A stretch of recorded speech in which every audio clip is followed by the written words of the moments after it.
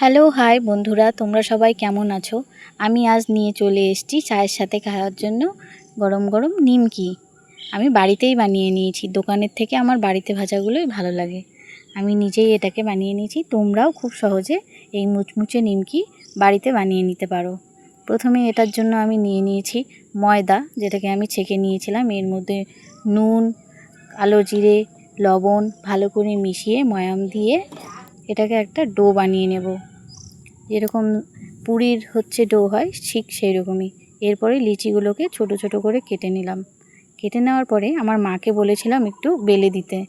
প্রথমে গোল করে বেলে হালকা মোটাই রাখবো, তারপরে মাঝখান থেকে ভাঁজ করে দেব, এরপর আবার মাঝখান থেকে ভাঁজ করে দেব। দেখো কত কত সুন্দর ত্রিভুজের মতো আকৃতি হয়ে গেছে। অনেকে এগুলোকে কাঁটা চামচ দিয়ে একটু হালকা ফুটো ফুটো করে দেয় যাতে এগুলো না ফুলে ওঠে, কিন্তু আমার ফুলোটাই ভালো লাগে।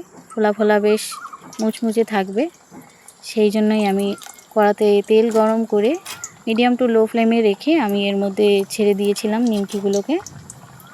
হালকা হালকা করে ভেজে নেব এগুলোকে আস্তে আস্তে।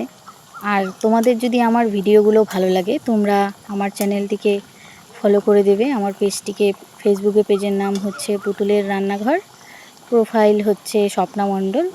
তোমরা আমার চ্যানেলটাকে ফলো করে দেবে এবং ইউটিউবের চ্যানেল পুতুলের রান্নাঘর ফলো করে পাশে থাকবে। সাবস্ক্রাইব করবে, কমেন্ট করবে, লাইক শেয়ার করবে। দেখো কত সুন্দর আমার ভাজা হয়ে গেছে নিমকিগুলোকে। এগুলো এখন তুলে নেব। এগুলোকে তোমরা অনেক দিন স্টোর করতে পারো ঘরে রেখে, প্রায় 15 দিনের মতো রেখে খেতে পারবে। আমি কয়েকটাই বানিয়ে নিয়েছিলাম, যেহেতু আমার কম লাগবে, একবারের খাওয়ার জন্য করেছিলাম চায়ের সাথে। বাই বাই বন্ধুরা, ভালো থেকো সবাই।